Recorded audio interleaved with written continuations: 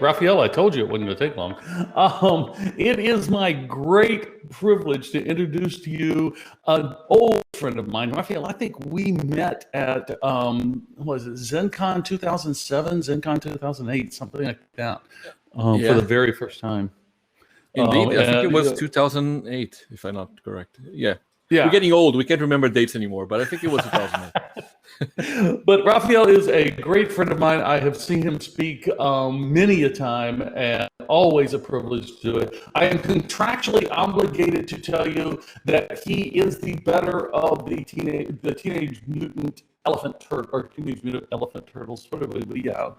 We have Raphael and we have Michelangelo, and he has claimed the greater slot. Whether that's true or not, I don't know, but it's in my contract. I have to tell you it's true. So. Michelangelo would agree, I'm sure. Yes, but that's only because he's a nicer guy than either you or me. So true. Okay, without further ado, I'm going to turn it over to you, Raphael. All right. So let's get these slides shared. There we go. Hoping everyone can see that. Let me switch over to the stage chat so I can see you all complaining about my slides. How is the sound now? I heard a couple of crackling while Kyle was speaking. Is everyone hearing me fine? No crackling? Just shout at someone. Cool. Looks like it's okay. All right. Well, everyone, please, I'll stall a little bit since we're a couple of minutes ahead and get slowly started so everyone has a chance to join. First of all, please come in. There's a couple of seats here in the front row. You can take a seat there. Okay. Yeah. See, my jokes is just as good as Cal's. But actually, it's fun to say, welcome to my home. How is this for a online speaking event? Huh? All right. So let's see. Okay, everyone can hear me. I see people saying hello, Robin. Hello, everyone. It is really, really awesome to be here. Always fun to be at DPC. Always a conference that I've cheered, especially since it became my home turf conference. So I'm really happy to be here. With that, let me get started. I need to find my mouse. I need to get my mouse in the right place. There we go. All right, so here we go. 15 years. It's actually the second 15-year event I attend this year. So I think lots of conferences tend to have started on that same year, the big boom of community conference. But let's get down to it. Let's talk about ADRs. So, you know how it goes, right? One day you're sitting there and product comes to you and product says, we need this feature and we need it by Friday or by tomorrow or by yesterday. We just need it. It needs to be quick. I don't care what shortcuts you take. We need to do it. And then we, as the good developers we are, we go and say, well, okay, we'll get it done. We'll figure out, we'll, find whatever loopholes we can do. We'll find some shortcuts. If you're in the Dutch community and you have enough Brazilian friends, you've probably heard the word gambiarra being thrown around. You will do one of those, and then we'll fix it a week later, right?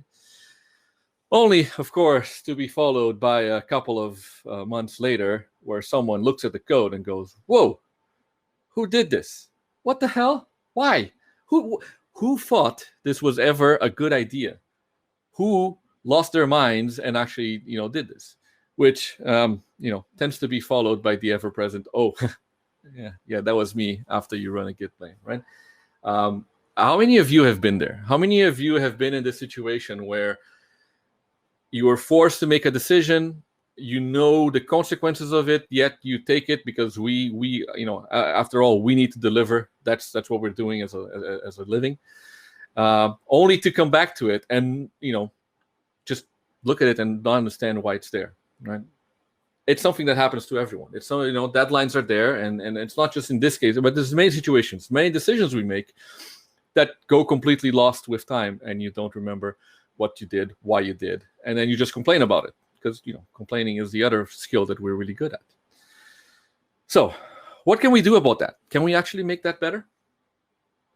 So, first of all, my name is Raphael Dohms. For those of you who don't know me, I am primarily Chloe's father, this little baby girl that came into my life a year and a half ago. Really happy about that.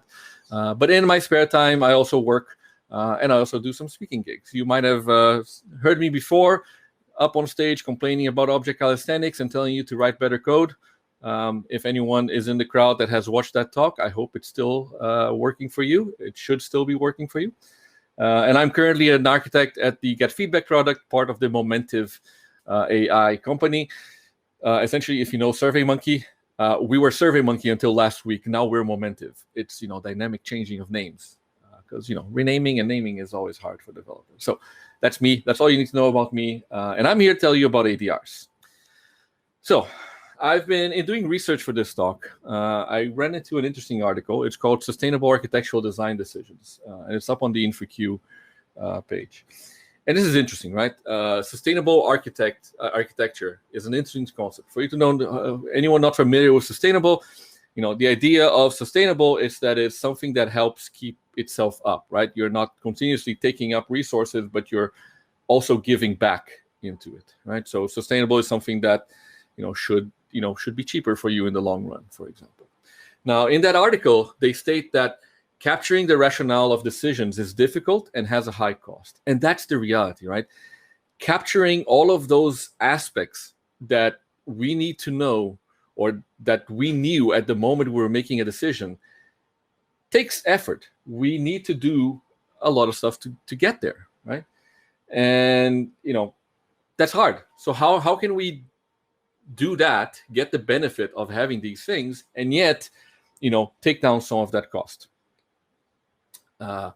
We also know that sustainable projects rely a lot on architectural knowledge. So architectural knowledge, what is it, right? Architectural knowledge is that intrinsic knowledge of your system that helps you figure out what the vision is.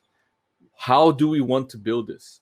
Why are we building it this way? So if you choose, for example, a microservice architecture versus a monolith architecture, there are reasons. There's a vision.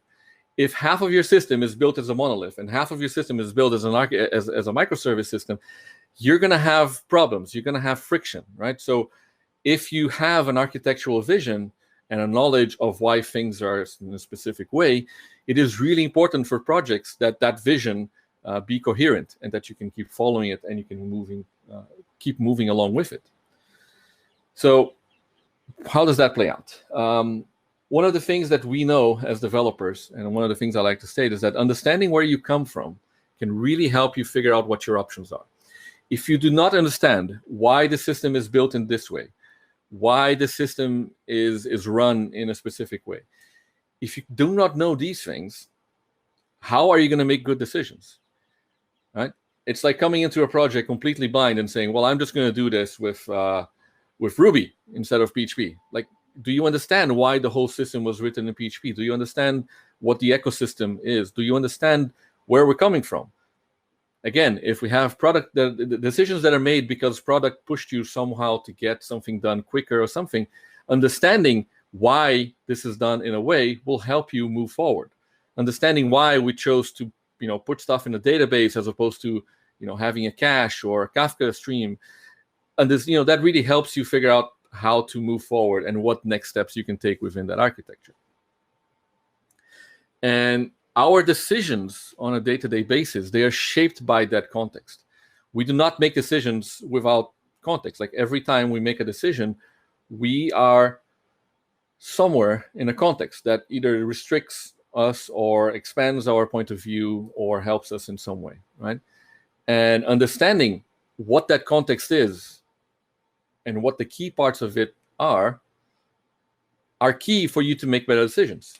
Again, if you know what your constraints are, you're able to go further. You're able to, manipulate that system better. I mean, think of yourself, playing a video game. If you know the mechanics, if you know the moment you need to jump, the moment you need to punch, you're going to do better.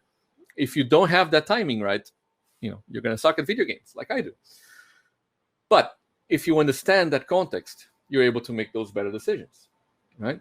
I mean, how many of you have been sitting in a system and looking at a decision and trying to figure out if you can maybe fix it or change it, only to not understand if you can? What if you had the ability to talk to that developer from the past and go, please explain? And that, little ghost of the past would come to you and say, here, we did this because of this reason. If someday this happens, you can get rid of all of it. But if it doesn't, you need to be careful because you won't be able to do X, Y, and Z. Can you imagine the power that that would bring to your everyday work? As developers, we make millions of decisions on a daily basis. Very tiny micro decisions. Every time you write a variable, every time you name a variable, you're making a decision. How can you make the best of the decisions you're making? And if you had this kind of information, the ability to go, okay, based on what that person did, I can now do something different, or I'll think differently. Because the thing that we like to do as developers, and this is all of us, is we like to come in, look at a system, we like to think that we can do better, and we try. We're flawed. We're developers. That's what we are. It's part of our ego, let's say. We're there to figure it out. We're going to no, I can do this better. But how many times have you looked at a system, thought you could do better, got your hands dirty, and halfway through it, you went, yeah, this is not going to work because of this other constraint here that I wasn't aware of. I mean, seriously. I can't see hands because we're in an online conference, and I really missed that part. But I'm sure most of you are raising your hands because that's the reality. Sometimes we bite off more than we can chew. But if we had this ability to talk to the past and go, okay, wait, why did we do this? What were the constraints? And understand when those constraints are no longer there, when those constraints are changed, when your context has changed. If you have that ability to understand all these pieces and now make a new decision, we're going to make a lot better decisions. So this is where ADRs comes in. Architectural decision records. Name is really there and quite simple. It's a record of an architectural decision. Now, what is an architectural decision? What should you log? What should you not log? That's what I'll get into next. But let's look at the format for what an ADR looks like. So here's an example. This is an ADR to record decisions, right? What it'll have a title. It'll have a number, so it's easy to keep track of which decision is what. It usually has a date when it was published. Then it has a status, whether it was approved or not. A context, which tries to give you all of the information about what's going on at that moment where the decision was made. Then, obviously, it has a decision, which outlines what you decided, why you decided it, and so forth. And finally, it has a consequences field, which will help you describe what changes to that context because of your decision, right? And I'll go into each of these now to give you a little bit more detail and a couple of examples. So first of all, we have context. Now, in the context, it's very important that you stick to the facts. This is where you want to outline everything that's relevant to the decision that you're making at that moment. Oops, here we go. So everything that's relevant to what you're doing at that moment. What's going on? What is motivating you to make this decision? Is it just because we want to do something better? Are we refactoring? Is it because we need to implement a new feature? Is it because the technology we're using is no longer supported? What is driving you to make that decision? But also, what kind of pressure and conflicting priorities are at play? And that's really important because it's really important here to register some of that. If we're doing it on a tight deadline, this is where you want to make sure that that context is available. Here, we're making this decision because we need to put the system out by the end of the week. We need to get this done because there's a demo tonight. We need to get it done because it's a system for a soccer match, and the soccer match is football. Sorry, it's a football. It's tonight, right? It's important for you to understand these things. And I'll also talk a little bit about when you're going to write this, especially in crunch moments. But finally, it's also really important to understand the forces that are at play here, right? And a lot of these reasons and these influences that we have at that moment, they can be of very different areas. They can be technological. We're choosing this technology because we already have it. We have already signed up for it. We're already using it. Or we're using that technology because it's the cheaper one, whatever, right? There's technological aspects. But then there's also the social aspects. We're building this system in PHP because we have 25 PHP developers sitting around. We're building this system in Ruby because that's what everyone wants to do it. Like there's social, the aspect. What's the composition of your team? How does your team work? Maybe you have, maybe the week that you did this, your buddy was off on paternity leave and, you didn't have that person to work with. So now you have to go and do it. That's also something to register. Look, we did this because our expert in, Elasticsearch was not available. So we did this differently. And finally, political. Now, I don't mean, prime ministers and people with wild hair. I mean the political aspect of your company. The negotiation that happens between product and development is a constant negotiation, right? We live a, so to say, political world. Product asks us for deadlines. We push for more space. We push for quality. Product requests us to change things that we thought should never be changed, right? Or they just ask for new features which we need to deliver, right? Capturing some of that is also really important. So we have a deadline. That's why we're doing this. We're doing this because product needs to deliver this value before the other one, because it's going to be better for the customers. It's going to give us more money. The reason may be not important, but the constraint is something really important that you want to have in there. So make sure you log all of this information. I'll give you an example here. So this is from our RESTful API standards ADR. I'll give you a second because you're going to try and read this, and then you're going to try and read and listen to me, and none of it's going to work. So I'm just going to let you glimpse over it. Meanwhile, I can tell a joke. No? Okay, good. So what are we saying here with this ADR? If you look at this, you can divide it in two parts. So the ADR is about our approach to RESTful APIs within our architecture. RESTful APIs are fun, right? It's hard to say what RESTful really is in some cases. Some people are very clear about it. Some people not so clear. So we wanted to make sure that it was clear for everyone what we defined as RESTful and what we were aiming for in our API. So I divide this context here in two parts. The first is the historical context, the political context. So what is motivating us to do this? And here we're talking about time pressure and the shortcuts that we had to do in designing our RESTful APIs.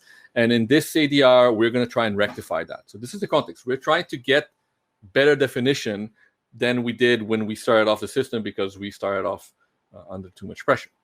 And the second part of it, then, it's the part of the technical context. So here we're talking about the things that are the values of our team.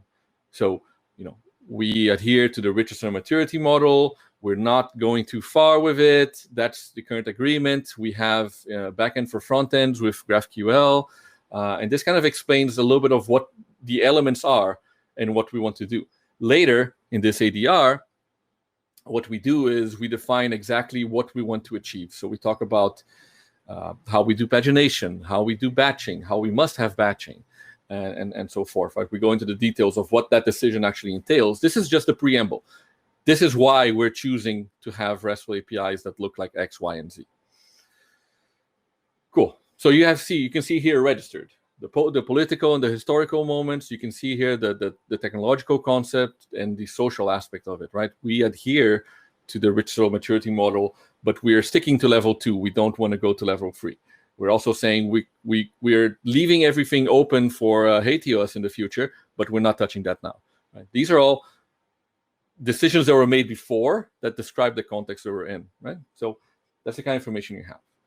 Once you have that context down, once you have all of this information ready, we can now move on to the decision, the actual decision. Now, the important thing about the decision is you want to make it in the active voice. We will adhere to this. We will start doing that, right? It's an active voice.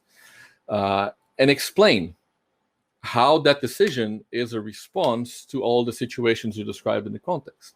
So if in the context you said that there was a deadline pressure, explain why this is the faster solution. If in the context you explain that we needed to pick a technology that was X, Y, and Z, explain how this technology fits into that, right? You want to be clear about what your decision is, and you want to be clear how it tackles the need, the context that you had, the need that you're trying to solve, right? So if we're now deciding about our RESTful APIs, how is that going to tackle what we're doing? Oh, we're going to be using this kind of pagination, which is not level 3, but it's level 2, for example, right? We said that's what we're looking for. So now we're tying our decision up to that. So here's an example. This is our ADR number 13 for JSON payloads. So how we format JSON payloads, right? And you can see here that we have 2 separate parts. First is the clear decision on what we want to do, and then we have a nice little easy to read example. So In here, we're saying, look, we're going to adopt JSON, and this is the naming structure we want. We want properties to be camel case, and we want the values to be kebab case. So the constants within JSON to be kebab case. And then we have a nice example because you want to make this easy for developers to go through, read, and understand, right? Example does exactly that. You can easily bat an eye here and see, oh, okay, look, yeah, their properties are all camel case, and then stuff is kebab, right? So you want to make that easy to read as well. I mean, if you start having too many ADRs, you want people to be able to go through them and not get completely lost in them. So easy to read examples always help. And again, it helps with making clear what you're trying to push out, what you're trying to tell everyone. Cool. So consequences, that's the last part of that bit, right? And this is one of the favorite areas for me in this decision log, in an ADR. First, what you want to do there is you want to explain what the context will be after the decision is applied. So you had a context before, you made a decision, you explained how it interacts with your context. Now you're describing what the new context is. So based on that, we can now no longer do this, for example, right? You want to focus a lot on the side effects, not just the positive and the negative, but also the neutral ones, right? So because of this, our page is now going to return a lot faster. Because of this, we're going to have to run an extra script every time we do a deploy because of something. Because of this, the developers will need to know more about this technology or that technology. Or because of this, we can no longer release this as an API because we have violated every rule under the sun to be able to get it out. It's a decision, and it has consequences. If the consequences are clear, you'll also be able to figure out how to get around those consequences later, and what are your limitations as you go down the road. So neutral stuff is also important. Maybe it's not positive or negative, it's just something that happens because of that. It's also important to have that. Because now, if I ever run into one of these side effects and I go, I need to fix this system because it's going to be better if we don't have this side effect, I can understand why that effect is there. I can understand the source of it. And hopefully, as I'm trying to fix this, I will not break the system further. Because that's also something that we developers tend to run into when we start thinking we can refactor the world. And then all of a sudden, we have broken everything worse than it was before. Right? So having that information really helps guide that. One of the things I really like to focus on is what is not possible anymore based on this decision, right? And this is one of the constant struggles that I feel as developers we have with product. Product will ask us to make a shortcut here so that we can deliver this thing, so that we can deliver the next thing. But sometimes the shortcut that we're making here makes that next thing impossible. And then, couple of sprints go by and they go, well, now we need the other thing. And I'm like, well, then we need to fix this. And they go, no. We need it yesterday because, that's how deadlines work. How do you negotiate that with product? How do you exemplify? How do you make them aware? Right? And that's the important part about ADRs. They're also a really good tool for that kind of situation. If you clearly state here that this means that this other thing will not be doable, or this other thing will now be harder, or it will impact whatever, or this thing needs to be fixed before we do whatever else. If you do this in, nice non-technical language, or in a nice clear language, with the active voice and everything, we can help product understand that. Product is also a target for these ADRs, not just developers. You're not writing them just for developers, right? And it helps you go back and like, here, look, remember that decision we made? You signed off of it. Here's the decision. Here's what it is. So you knew about this. How do we now get around this? How do we find a better way to do this? And keep logging. Hopefully it means that product becomes aware of the technical debt that will need to be paid before you actually have a deadline looming up again. And hopefully that helps with the whole education of the entire team, so everyone is now aware and on the same page. But especially that, what's no longer possible and what other decisions will be influenced by this. Like, it's really important to focus on those consequences, like really the consequences of what's going to happen afterwards and so forth. Totally forgot to give myself water. Can someone from the production bring water? No? Okay, cool. I miss live events. Cool. So here's an example of consequences. So this is from our ADRs to always ensure that we have non-breaking migrations. I'll take a step back here to give you a little bit more context. We have a microservice architecture that, well, it's microservice, and it runs on Kubernetes, which means we do rolling updates, right? So if you're doing an architecture like that, it is really important that you don't have breaking changes to your databases. Now, why is that, Raphael? Well, a rolling update essentially means that you're rolling up a new version of the code, which will run right alongside the current code. And as new containers come up with this new code, the old one starts slowly being shut off. So at any given moment, you will have both versions, your old and your new code, running at the same time. Now, if you go, if you go in your new code and you, I don't know, drop a column from the database that the old code needs, and your migration now wipes that out, something is going to blow somewhere, and your clients are not going to be happy. Your rolling update is not going to be as rolling as you want it to be. It'll be a little bit more chunky. So that's important. So this is what we're doing here, right? By saying that we do not allow ourselves to do breaking migrations, we always need to have non-breaking ones.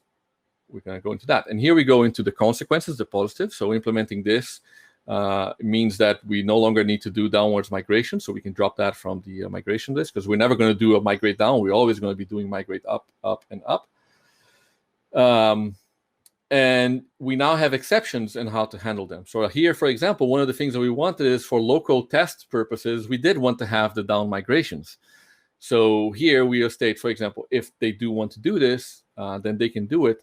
But the understanding here is that when our code hits production, you can never roll back, because we're always going to be rolling forward. So you no longer need a down migration, but these are the scenarios, right? So you're trying to make clear what is going to happen based on that decision that you just made. And I'm loving the chat of people trying to figure out how to get me water. I'm loving this. Thanks, everyone. Throw it through the window. It's wide open. Thank you. Cool. So that's the format for ADRs. This is one format. It's what we call the Michael Nygaard standard. Here's me butchering names just like Kyle. I've learned from the best. I like this format. It's the one we use. It's simple, it's straightforward, and it's pretty complete in what it does. There's a couple of other ones. There's the MADR, which is a really long and very detailed one. It includes drivers, so what's driving the decision. It includes analysis of alternatives and pros and cons. If you're doing more of a technology decision, trying to figure out like which technology to use and so forth, MADR might be an interesting format. But I feel like for the day-to-day decisions that we make, the ones that I feel are really important to be logged, the other standard is a lot simpler, so a lot easier to handle. And then finally, there's another one called Y standards, which comes from that same article, the Sustainable Architectural Decisions. So you can see the URL at the bottom there, where it is a lot more focused, right? So in the context of what was happening, facing whatever concern we had, we decided to do option A to achieve quality whatever and accept these downsides, right? So it's also like a more concise format of these to see what the hell is going on. Let me see if I can move my mouse over here and see. Oh, I see why I'm getting confused. There we go. Q&A. I'll be looking at questions in chat at the same time. I'm like this multiplexing insane guy, so don't worry. Cool. So those are the formats that we see. But when do we write ADRs? That's the question. Do we write them before we make the decision? Do we write them after we made the decision? How do we handle this? Now, either, whatever works for you. I think it's really important for you to understand the role of ADRs within your system. And each ADR might actually have a different need, a different flow. And maybe you want to write it before because you want it to help drive a decision. Or maybe you want to do it after because you have a different goal of it. So what do I think? First of all, I think ADRs are a great conversation starter. Getting developers to discuss something objectively is always a challenge. ADRs are really good to start that because you're now giving a clear context of why you're making the decision you're making. You may not even have the decision there yet. You might have a couple of alternatives noted, and a couple of the consequences noted. Like it doesn't have to be in its final format. Put that up in a PR, pull request for those not in the GitHub world, and you now have a great place to start that discussion. You now have a great place to start having the debate of like, oh, maybe this decision is not the best one. Maybe there's another one. What about this consequence? What about that, right? You get an asynchronous tool, which is really important, especially in this remote world that we're now all living.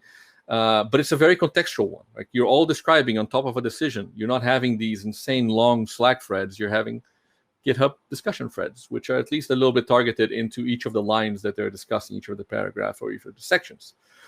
So I think ADRs are really good for that. ADRs are also really good to log technical debt, because this is where you say, here, we're making this decision. Based on that, here are the things that we might need to fix later. Here are the things that we'll have problem with. Here are the things that we need to pay back at some point, right? Now, having a Jira ticket for you to actually work on, or whatever it is that you do for ticketing, is also good. But here you get not just the technical debt, but you get the connections of it.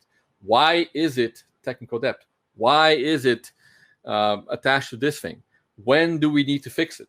Why do we need to fix it by then? What else is going to be impacted, right? That context of that technical debt is really nice. So if you have a ticket and it points to the ADR, whoever is going to tackle that ticket can now go, oh, all right, this is the context. This is what I need to do. This is what I need to be careful with. This is what I need to take into consideration. So really interesting stuff on that. And right, so we have this thing. And that consequences field is really important for that bit. That consequences field is where you want to make sure that you're talking about when you're going to pay technical debt, that you're talking about the features that are going to be blocked and all that. In the context is where you want to have the current restrictions, right? So if product said we need to do it by a deadline, if procurement said you can't use the technology, whatever, that's all the stuff you want in the context, then the consequences really focus on the effects of that. So if you're writing both these blocks very well, you have a lot more context to make the decisions you're going to be making along the way. Cool. So write it before, write it after. Some stuff is better so you can have the discussion going and have the ADR ready to have those discussions. Some stuff you're going to make that decision, log it afterwards because you realize, okay, as we made this decision, I realized that the consequences are great or are big and I need to do something about them in the future. Then you write the ADR to reflect that decision and the context and bring up that information because you're now focusing on the future. Someone is going to benefit from knowing that information. Cool. The other question I usually get is when and for what should I write ADRs? Now, I have a couple of areas where I like to do them. First of all, impactful changes, things that are really going to change how we work, where we work, technology we use, right? So if we decide, for example, to go from a PHP service into a Java service, that's something that I feel requires a good ADR. What is the implication of doing that? Who's going to maintain it? What are we going to have to do with our recruiting team? How are we going to train people in Java? How do we avoid the bus factors and so forth, right? So really understanding impactful changes and their consequences is something that ADRs are really good for. The other thing is bad decisions. We make bad decisions. Sometimes we make them aware that they're bad decisions. Sometimes they're not really aware that they were a bad decision. But if you are aware that you're making a compromise, that you're making a trade-off, and a great master, Luis Corbucci, once told me, a developer's job is nothing more than to pick between two sides of a trade-off. And that is really what we're doing. We're making trade-offs all the day, every day. So if you're making a trade-off and you feel it's not a good trade-off, an ADR is good because now you know what to do, when to do, and keep bouncing around those and fix it again one day. So bad decisions. Technical debt, as we said, if we're doing something that will cause us to have to fix something before we do something else, make sure that those consequences are logged in there. And then finally, unconventional implementations. Now, I have an example of this. I used to work with Guilherme Blanco from Doctrine. And you've heard us talk about object calisthenics every freaking day. Now, if you go into Doctrine, or if you went into Doctrine back there, I'm not fully sure if that code is still in there. You would go, oh, beautiful. This is really following some of those object calisthenics ideas, and it's really nice. But if you really dug in, you would find a part of that code, which is called the unit of work. It is pretty much the absolute opposite of object calisthenics. It's just it's really hard to read code. But there was a reason for it. And this is why I call it an unconventional implementation. The thing is, the unit of work is the most executed code of the entire doctrine stack. It is the thing that happens, runs 50 different times in your code. So you want it to be really, really, really, really performatic. And if it's not that readable, that's okay. So when that decision was made to write it and to avoid, for example, that kind of stuff, that would have been a great ADR to say, look, we know that this thing is horrible, but here are the reasons and the motivations. Because when someone else joins the product and they go in there and they go like, oh my God, this is horrible, I can rewrite it. Sure, you can make it beautiful. It'll then perform 10 times worse, and then every single system that uses doctrine will be screaming at you. If there's an ADR explaining that situation, you might save some of your time. It's a good learning experience. Try to rewrite it by all means, but before it hits anywhere, before it actually takes up your time, you'll be able to have the decision to go around it. So those are at least the things that I write ADRs for. So can you change an ADR? Yes, you can. Once you have an ADR and has a decision and something else changes, there's multiple options that you can do. You can supersede it, you can replace it, you can completely get rid of it. So this is what a usual flow looks like. You have an ADR that's in a proposed status, then it goes into an accepted status. From there, it can either become deprecated, this decision is no longer relevant, everything about it is gone, or we have evolved. So we can supersede, we can amend decisions, but you can also use custom names, whatever you want. You want it to polka dot the other one. That makes no sense, Raphael. It's a horrible example. But, whatever. It enhances. It partially override. Whatever crazy name you want to give the interaction between one ADR and the other, you can do that. And I'll show you how in a second. And then finally, where do you put ADRs? Now, the power of ADRs, to me, is that they're not in Confluence or in a wiki somewhere. Because wikis are where decisions and documentation go to get stale. ADRs should live within your repository. They should be right there in a docs folder so that you can actually reference them. Also, this gives you the advantage that they're in the code, which means you can put them in together with your pull request. So all of the changes you're making, your merge request, your pull request, whatever it is you're making, you can put that ADR right there. So when someone is actually going through the code, they can actually already go and see, oh, that's the ADR. This is why this thing is here. And it might actually answer a couple of questions about the implementation that you might already have without anyone having to go answer. So ADRs in there are good. We do something slightly interesting at Get Feedback. So first of all, we have that first layer, which is the repository, right? We have our user management, our billing system, our content creator, whatever. For example, in one of these, you might find an ADR like this. Do not implement we're not implementing an authentication layer for the MVP. Again, it's a trade-off, right? We needed to get it done. We got it done. We had to do it without authentication. That's fine because it was restricted, no access, whatever. So that's something that you will see within that project. But sometimes decisions impact all of us as front-end developers, as back-end developers. So we have what we call the back-end chapter and the front-end chapter, which also have their own repos. And here you might see ADRs, like, for example, we're going to be adopting the doctrine coding standard for all of our PHP projects, right? This will give you that ability to document something that every project will now follow, right? So you have this little pyramid of levels. Andreas, the slides will be available afterwards. So backend level. But we also have one other layer in our system, which is our architecture chapter. And this is where we talk about the big, impactful architectural decisions, right? I'm an architect within that system, so this is where I do a lot of my operation. And this is where we set the long-term vision. So in here, for example, you might see an ADR where we define that all API dates must follow RFC 33339, right? Something that everyone should follow.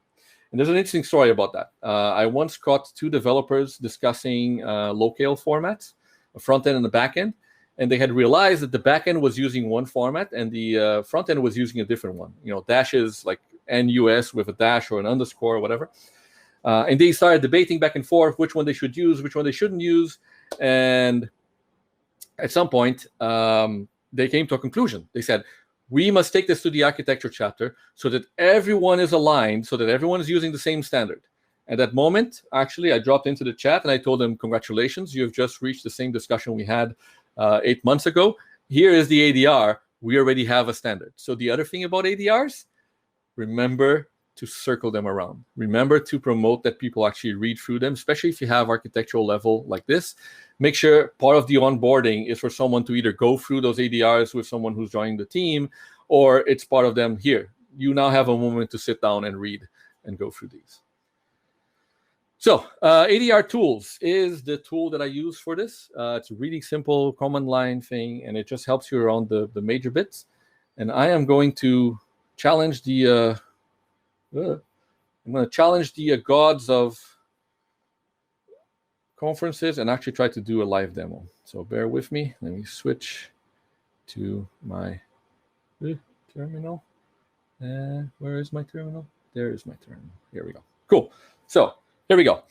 I'm in a folder, and the first thing you're going to want to do is you're going to want to ADR init, and then put in a folder. So here is the standard folder that people recommend. This is what we use, right? We have a docs folder. In there, we have our API documentation. We have our ADR documentation, so forth. So once you do that, here we go.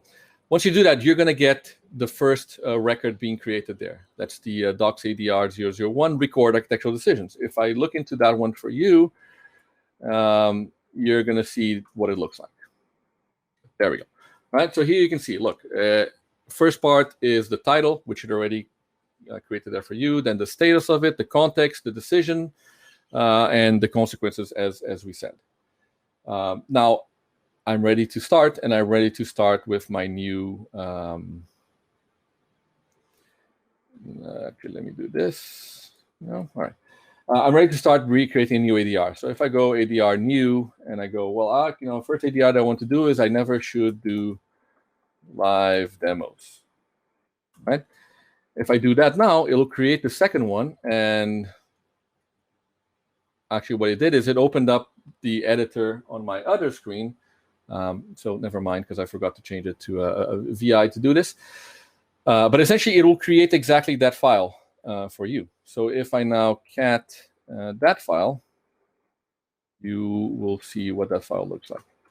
Right? So exactly the same thing as the other one, but you see it already has the title in there. It creates the template of the file for you. You can then go in, edit it, change it, do whatever you want, and it'll get done. Let me bring this screen over to here. Okay. Right. So I lost my mouse again. Great. Good job, Raphael. Live demos always go well. What I can do differently as well in some cases is if I want to overwrite, as we said, a new ADR, I can now do an ADR and I can do -S2.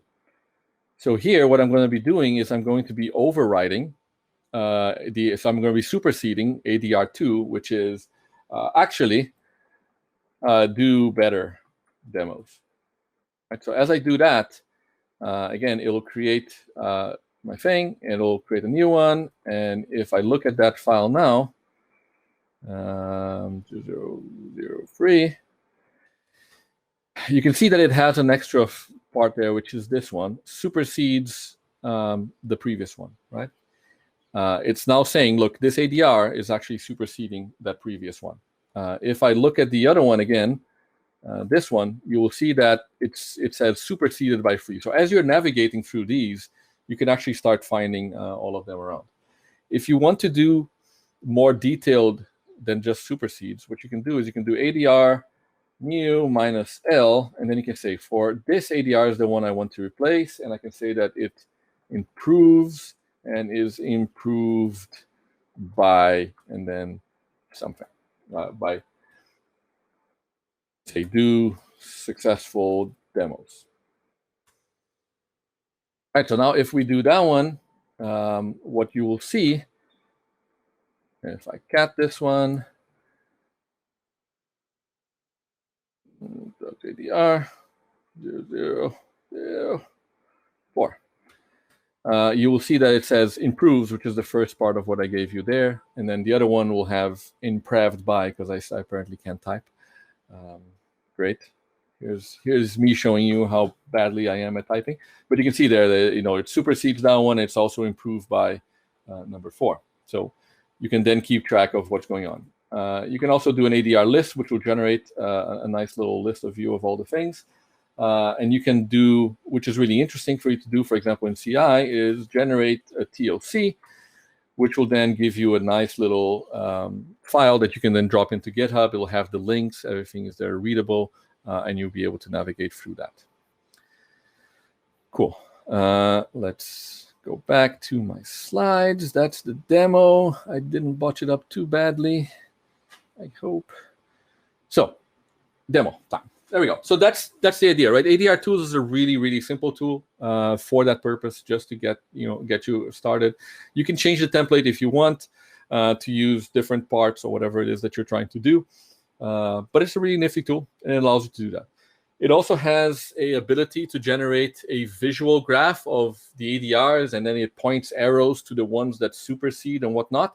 Really useful up until you hit like 15 ADRs, and then the arrows just go completely crazy, and it becomes a mess, right? So TOC is the way to go. Make sure your TOC is written, for example, every time you push something like a commit hook, it regenerates the TOC, or in CI, you have a CI that can actually commit an updated table of contents for you and that kind of stuff. That's the possibility. So you got a tool you can use, you got a format you can use, and you now have an understanding of what you should do with ADRs, where they're useful, where they might be too much. It is really important for ADRs. The key thing for ADRs is it requires buy-in. If your team doesn't buy into you want to do this, if you can't get them to understand the benefit of it, it's going to be hard, because you're going to have an ADR here, an ADR there, or you're not going to have anything, right? So you really need to make sure that your team buys into it, and that everyone understands the value of it. It's not too hard to sell. Again, it's not like big documentation up front. This can be a couple of paragraphs for a decision. Don't go too granular. Don't go too high up. Find that sweet spot of what is important. And it doesn't have to be for everything. It doesn't have to be a rule. But especially if you notice that there is a moment where a decision that is being made, you're, going to regret it in the future, or that you need to understand what's happening here so that we don't, fudge up something in the future, that's when you probably want to do an ADR. So I hope that really helps all of you, gives you another tool to work with. With that, I will switch it over to Cal to tell me if I have 50 questions, if no one understood me, or if everything was okay. Thank you. Raphael, actually, you've been answering the questions as you go, but yeah, there are several questions in there. And instead of me reading them to you and trying to butcher them, or butchering the names, why don't you just pop over into the Q&A and pick the ones that you want? Because I see some good questions in there. And we've got about 6 minutes. So, yeah, I'm trying. However, I'm getting a loading screen with. Oh, you're getting okay. Yeah. Varun said, I'll leave it loading while you tell me. Okay. Thanks for the great presentation. Question for you personally, in actual practice, how much time percentage-wise do you spend on writing versus reading ADRs, and what would be a good percentage? Yeah, that's a fun one. It depends on the ADR. I've had ADRs that have run for weeks of debate back and forth, especially the architectural level ones, right? The architectural level ones kind of imply that you have a greater agreement within all of the teams, which is my role. So essentially, I just pull people into meetings and have meetings all day. My life, that's what it's become. So then you will have a higher percentage in those, like the architectural ones. When you start going down that pyramid, especially into the project decisions, they should be quick, right? You should be able to write the ADR and have a discussion, time box it to a day, whatever, and try to, make sure you're writing as quick as can. So I would say, if we're talking about 100% being the execution of a task, if you're spending, 10%, 15% of that task just writing and getting the agreement correct, that will be good. Reading, oh, there we go, QA came up. Reading, though, that really depends on how much ADRs and how granular you go, right? In general, it should be more of an onboarding thing. And when an ADR comes out, you should read it. You should not have to have this great, let's sit down and read from the book of ADRs approach, but it's a good onboarding. Now, if you're doing kind of the middle spot, which I think is the sweet spot, right? Not all of the granular stuff, not only the big stuff, then you will have an average of, so let's see, we have a project that's now running for 4 or 5 years. We maybe have like 15, 16 ADRs for that project. Architectural wise, we've got like 20 something, and these are the big decisions we make. So it shouldn't take you that long to read them. Again, each of them should be short enough that you can easily just go through them and understand the thing. And if you're doing the decision pattern well, you have an example, so something easy to read, and you can read the consequences later. Like as you start trying to touch something, you go, oh wait, is there a decision around this thing? And then you can go like search for it on demand kind of situation. So I hope that answers the question. Let me see now. 3 minutes. Well, I have pick one more. 3 minutes. Yeah. Let's see. So yeah, I'll quick fire through a couple of them here.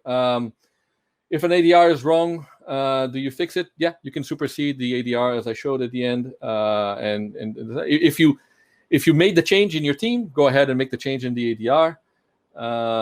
Should ADRs be changing 6 months later? That really depends what you're logging. If it's a big architectural decision, it shouldn't be changing quite often. If it's a product decision, it will likely be overwritten the next week by something new. Or a couple of weeks later. Again, it's all about understanding those consequences and when those consequences are still relevant.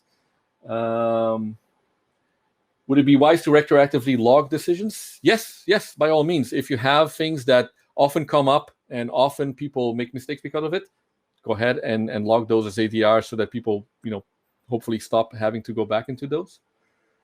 Where to put ADRs, we talked about.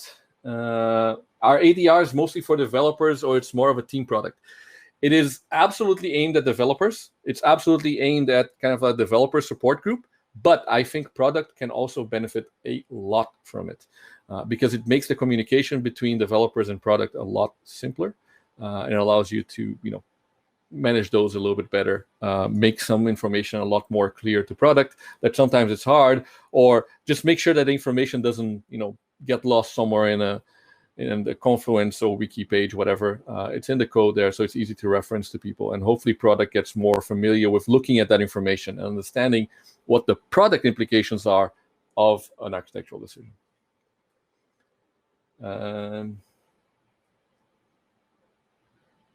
How to keep track? Search. There's no really good tool. It's a challenge. I'll admit that. So that it's hard to find. Like, how do you find the right ADR for the thing that you need? Hopefully, your titles are very descriptive. So that's the first way to navigate in there. Other than that, make it more searchable. Again, this is a repo, so you can do a lot of the GitHub searching around it. And the last question, kind of goes up in that is you need to create a culture where people are familiar that you're doing ADRs, they know where to find them, and they know to look for them whenever possible. And right on cue, people started mowing grass behind me. So right on time. I will drop into the Slack chat and answer any further questions that you have. So feel free to, prepare your things in there. I'm not there yet, so you won't be able to at me. But I'll come in. I'll answer more questions. I'll tackle a lot of them here and hop in as well. I'll be around for a couple of hours anymore. So if you need any more help, there it is. Kyle, I've taken enough of your time. Let me put my screen away so you can take over. But thank you very much, Kyle. Thank you very much, DPC, for hosting me. And thank you, everyone, for a great chat. Wonderful job. Wonderful job. Thank you so much, Raphael. It is always my pleasure to listen to you talk. I always learn something.